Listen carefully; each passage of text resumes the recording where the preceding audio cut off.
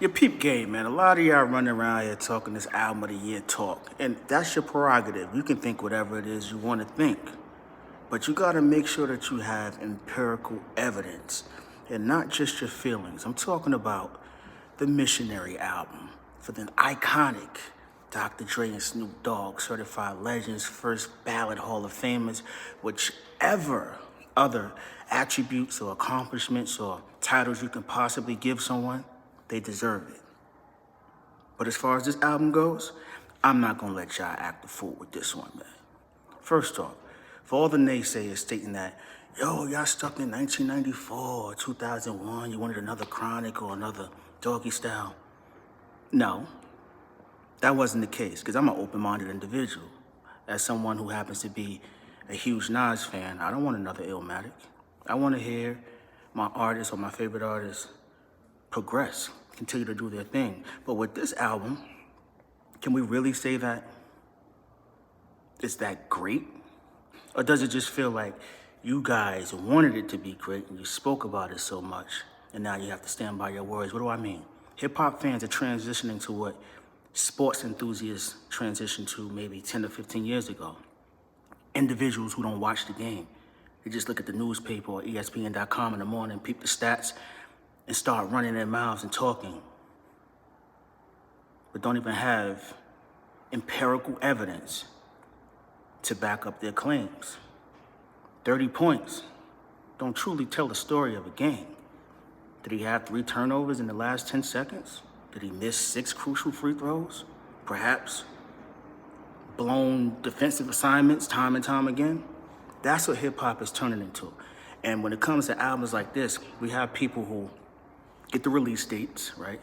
And they start circling off different albums like, oh, this is gonna be fire, that's Dre and Snoop, oh, they coming back. Oh, that's gonna be album of the year. I'm telling you, fam, we ain't had an album from them in decades, and they iconic, they're legends. I know they come in with that heat. And you talk and talk so much to where when the album comes out and it ends up being some mediocre grade A mid, you gotta stand next to your comments. And this is where we are today. Because for all those stating that this is not 1994, so why would they name their album Missionary? Isn't that a play on words from Doggy Style? Why not just go a totally different other direction? And I know somebody's gonna say, well, that was their way of saying we switching it up. That's fine. So if they're switching it up, there goes another narrative because you guys are switching it up too. Meaning that there are particular songs on this album where there are 14 lyricists listed in the credits. We cool with the album of the year having 14 ghostwriters? Now, I'm not saying everybody was a ghostwriter, but it's clear that Snoop was getting aid, help, assistance with his pen. When a certain artists, they're disqualified. Now, everyone doesn't think that way, but I'm just going by the general consensus. This is what I be hearing.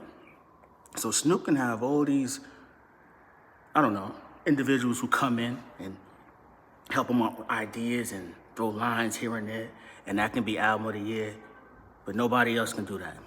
That's cool. Whatever it is, it's gonna fit your narrative. Continue to do so, but I'm just here to call it out, and I'm letting you know why it's not album of the year, and why I'm not particularly excited or a big fan of the album. I'm not saying it's completely garbage, but this is Dr. Dre.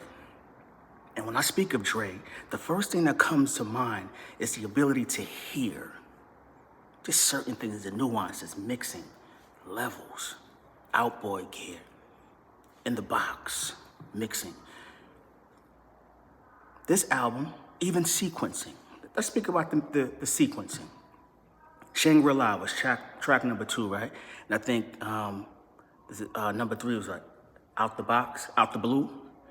The transition from those tracks doesn't make sense in the grand scheme of things when we're talking about Dre, whose hearing is impeccable. There's no flow. It's too early in the album to be dropping the ball that soon. You're fumbling. When it's Dr. Dre, I do have an expectation. I may not necessarily be looking for funk, but when it comes to certain things like sequencing, yes, Dr. Dre is the standard. And when it's not there, I'm gonna call it out. That's just me. That's just me.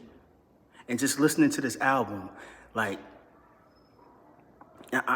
another transition. Pump that. Another transition. We're gonna say here, and I'm gonna do this unedited too. Another transition. What's the name of the joint with Jelly Roll? Last Dance with Mary Jane. Jelly Roll, Tom Petty. That was, when I listened to this album, that was indeed the first time where I was like, this is Dr. Dre. You hear those drums slapping, the swing drum selection, the open hi-hat strategically placed. It sounded like them MPC 3000 drums. Like, yeah, Jelly Roll was perfect for this particular track. The musicality was there, but it still felt like hip hop. I loved it. And then we go into a track, what was it, Thank You?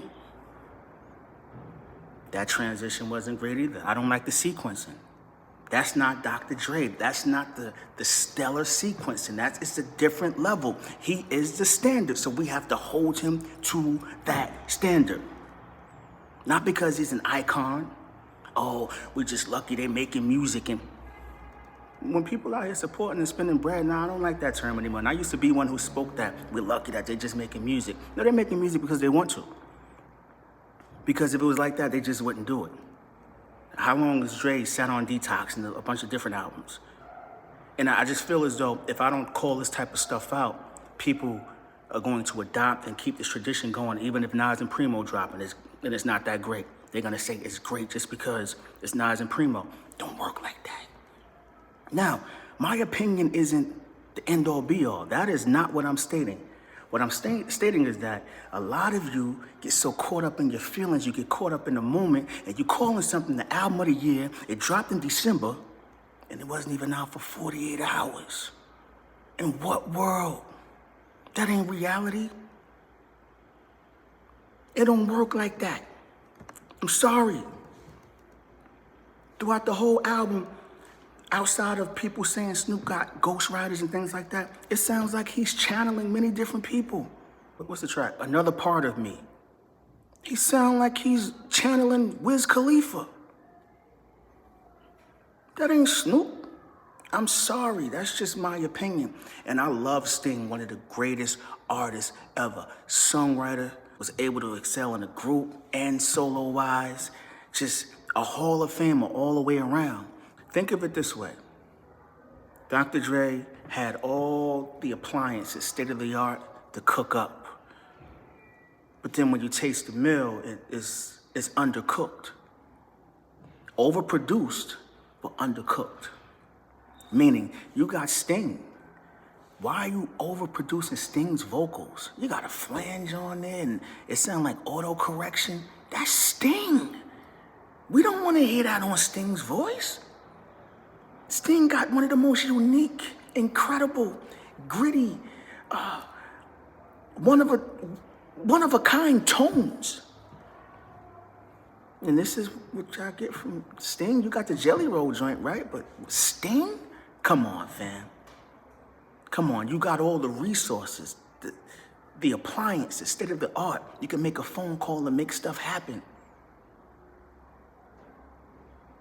But when you put it all together, some of it is not what it's supposed to be. And yes, I'm holding Dr. Dre to a standard because he's Dr. Dre. He is. We gave a pass, not a pass, but we looked the other way when the Compton album came out. Not this one, though. This is Dr. Dre. And y'all talking about album of the year. And I wasn't looking for funk. I wasn't. But they set fans up with the whole Missionary title, like I stated before. They did. Because if they wanted to go away from that, they would have not used word association or even made a connection to Doggy Style. That's just my honest opinion. It is what it is. Now, granted, this is not a track-by-track breakdown, but I think I've said enough to make my stance clear. I gave you some evidence. The sequence isn't that great. You had great features on paper that didn't necessarily meet the expectation in my eyes. That's Sting. Jelly Roll did this thing. Oh, hold on. Let me give a glow.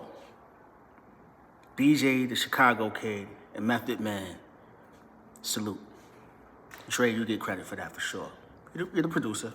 But it's just moments where it sounds like Dre production, then it sounds like there's a bunch of producers in the room and Dre just, kind of like changed a few things, but it doesn't have his tone, his character. Some of the drums on the album, you're like, nah, that's not Dre. That's not Dre. And when it comes to Dr. Dre, I have a different expectation. This don't take away from his legacy. Don't ever get it twisted. I'm never saying that. But I will say, first of all, I think a lot of y'all just jumping the gun. You got caught up in your emotions. Secondly, this album of the year talk, I think we're gonna have to do away with that, because what's the criteria? When your favorite artist come out, you just say it's album of the year? And I get it, it's hard to be objective because we're all biased in our own ways, but gotta be truthful in some instance, right? Missionary is not that great. The album is not that great. It's not. Y'all going against everything y'all speak about. Y'all totally against ghostwriters. All right, there's plenty of that on here. Plenty of that on here. And God bless the legends and the icons. I want y'all to keep continuing to make music, but I feel like when people like myself speak who happen to be students of the game, if they're listening, just know it's coming from it's coming from a safe place, you know what I'm saying? A sacred place, an honest place. And this is not album of the year, I'm sorry. It's not. That's all I can say. It's not album of the year. Y'all bugging. There's too much good music that came out this year for y'all to be saying this album of the year in less than a week. You ain't sit with this. Y'all don't even know no verses by heart. Forget verses. Y'all don't even know a couple of bars by heart. And when you really just break down the totality of Dr. Dre's expectations for himself and what they gave us, nah, it's some moments on here where you like, nah, they really out here searching for a hit. Really out here searching for a hit. And I never felt like Dr. Dre ever had to be that guy to look for a hit. His name, his approach was the hit. And we're saying, and I even felt like this is the best rapping he's done in years. But when we're getting a lot of assistance, shout out to them, that kind of disqualifies in the hip hop area from being album of the year.